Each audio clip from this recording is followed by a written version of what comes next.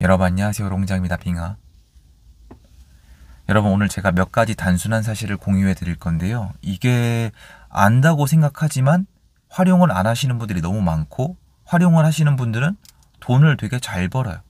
되게 단순한 건데 별게 아니에요. 근데 사실은 이런 단순한 곳에서 아이디어가 시작이 되는 건데 제가 몇 년 동안 밀어붙여 봤지만 잘 안 되는 부분 같아서 근데 지금 이제 요게 정말 필요한 시즌이 다가오고 있거든요. 그래서 그거 한번 말씀드려 볼게요.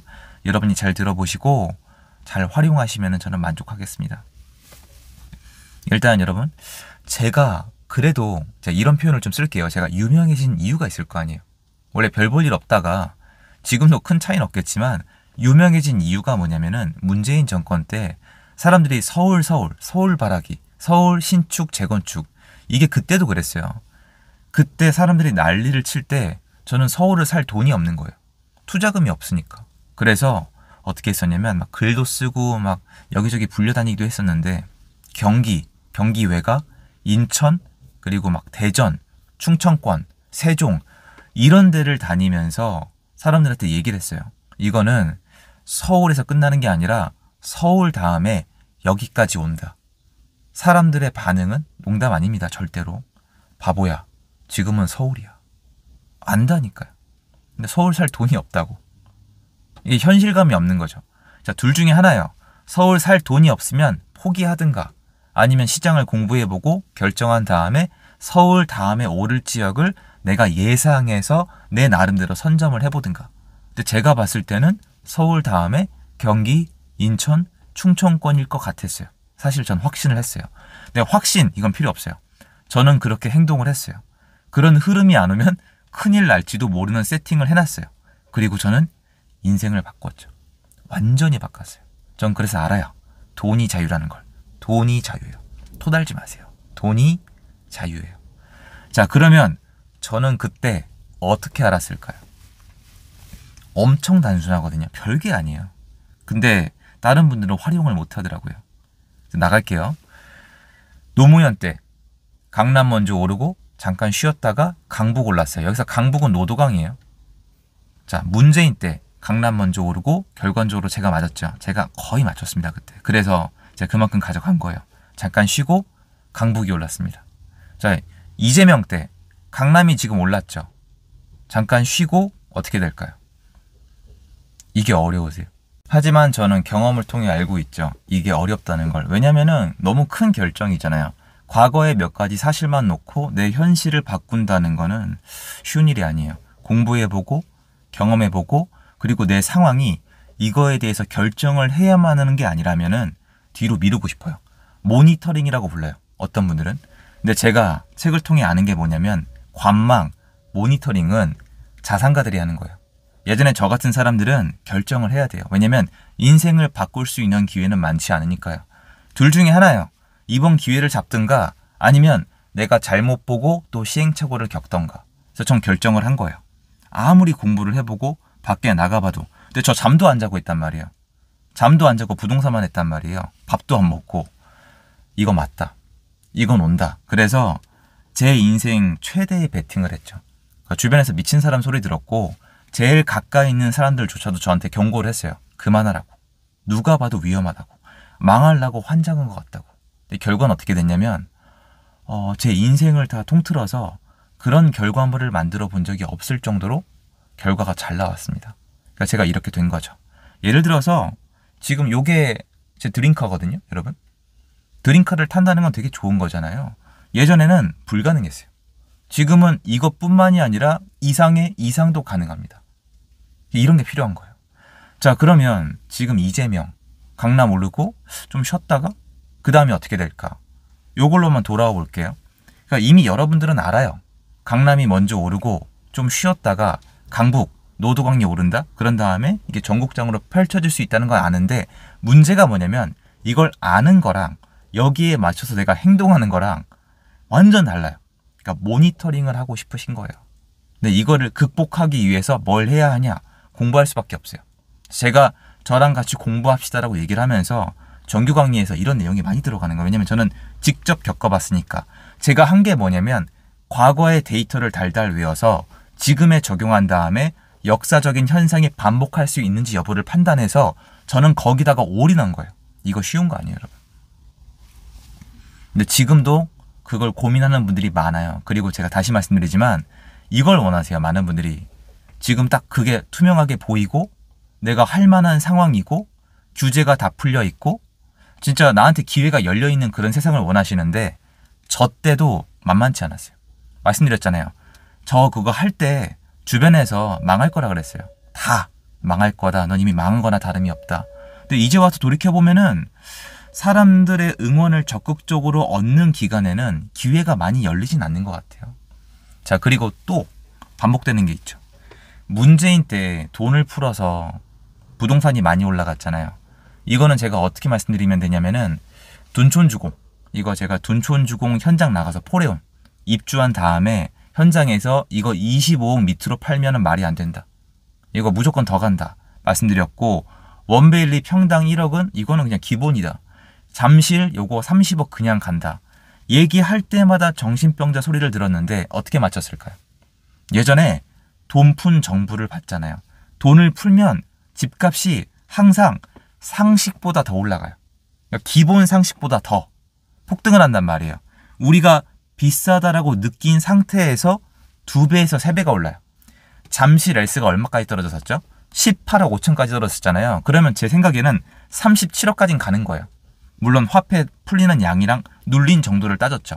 그래서 제가 그때 말씀드린 게 30억 찍고 기본이고 35억 얘기했거든요. 근데 항상 그 이상. 이런 식의, 이것도 역사적 반복이에요. 이재명 들어왔죠. 어떻게 될까요? 돈 풀잖아요. 부동산이 안 올라갈까요? 근데 문제는 뭐냐면 우리가 스마트폰이 만들어지고 정보가 풀리면서 제가 알고 있는 이게 더 빨라져요. 그리고 부자가 늘어나니까 부자들은 베팅이 더 과감해요. 그러다 보니까 중산층이랑 서민층은 이거를 들어갈 기회가 없는 거예요. 그러니까 잔인한 시장인 거죠. 오늘 제가 말씀드린 내용들은 여러분 별게 아니에요. 엄청 단순한 내용이거든요. 전국이 다 오르지 않아요. 강남이 오르고 강북이 올라요. 늘 그랬어요. 돈 푸는 정권이 들어오면 부동산은 많이 올랐어요. 그 이상으로 올랐어요. 그리고 여기서 끝이 아니에요. 또 제가 말씀드리는 거는 역사적으로 다 있었던 건데 너무 중요한 거고 단순한 거지만 너무 돈이 되는 거거든요. 또 하나 뭐가 있냐? 역사적으로 한 도시에 3년 이상 공급이 부족하면은 상승이 아니라 늘 폭등했어요. 근데 요번에 오거든요. 서울에 26년, 27년, 28년 공급이 없어요. 정말 거의 없다 해도 될 정도예요. 그럼 어떻게 될까요? 또 폭등하죠. 어쩔 수 없어요. 근데 제가 봤을 때 요번에 매매가, 전세가, 월세가 다 올라갈 거예요. 시장을 그렇게 만들어 놨으니까. 절대 하면 안 되는 짓들을 했거든요. 그러면 전월세 잘못 들어갔던 분들은 거짓골 나는 거예요. 그리고 이거는 이재명이 원하는 겁니다.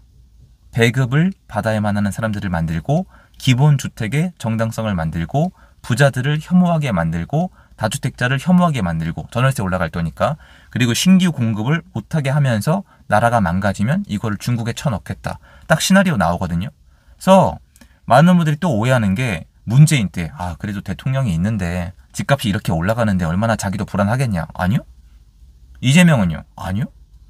말 바꿀 거예요. 다 거짓말이고 그냥 그때그때 말 바꿀 거고 스스로 말을 바꾸고 있다고 안 느낄 거예요. 왜냐? 상대방은 개 돼지니까. 국민들은 개 돼지니까 마음대로 해도 된단 말이에요. 그럼 토탈은 뭐냐? 이번 정권에 제대로 안 해놓은 사람만 거짓골이 날 거다. 이게 제 결론입니다. 전세, 월세, 매매가 다 올라갈 거예요.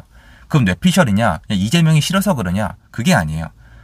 정상적인 사고를 하기 때문에 이재명이 싫은 게 아니라 무서워요. 저는. 싫은 건 나중 문제예요. 제가 감정을 표현할 여유도 없어요.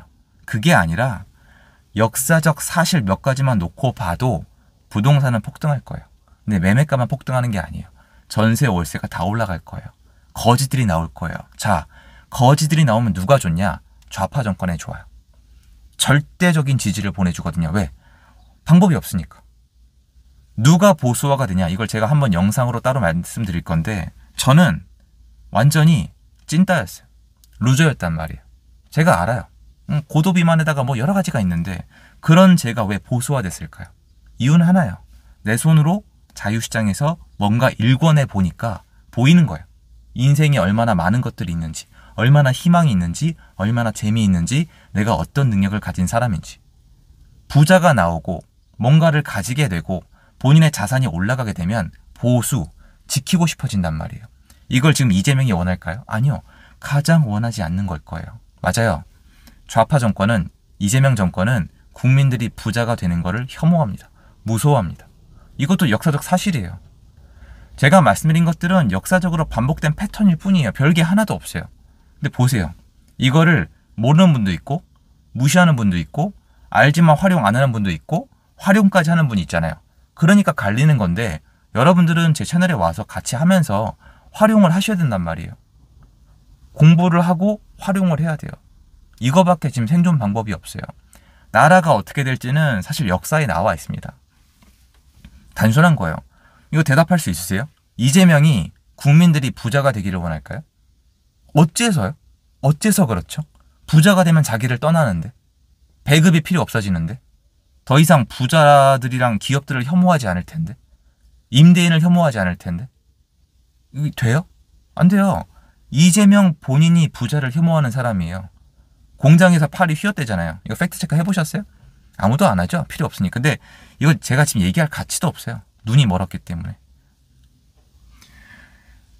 뭘 원하겠습니까? 자, 부동산 강남 오르고 쉬었다가 강북 올라가는 거, 그리고 돈 풀면은 부동산 말도 안 되게 올라가는 거, 국민들이 가난해지면 지지율이 올라가는 거, 국민들이 부자가 되면 떠나가는 거. 이게 역사적 팩트가 아니에요? 뭐가 틀렸죠, 여러분? 팩트 맞아요. 제가 저한테 뭐라고 하시는 분들처럼 대충 앉아가지고 주워 듣고 얘기하는 게 아니에요. 절대. 제발 비교하지 마세요. 모욕스러워요. 공부를 하고 말씀드리잖아요. 맞다니까요. 그럼 앞으로 일어날 일들은 뻔하다. 케네스 로고프, 이번에도 다르지 않다. 이겁니다. 똑같아요. 한오백의 인플레이션 똑같아요. 이번에도 다르지 않다. 인간이 똑같기 때문에 달라 보이지만 그렇게 다르지도 않다. 역사의 반복이에요. 이거를 알아두시고 여러분 생존에 활용하셨으면 좋겠고, 바쁘신 분들은 제 채널 오시면 이거를 제가 공유할 수 있도록 하겠습니다. 감사드리고요. 여러분 같이 힘냅시다. 응원하겠습니다.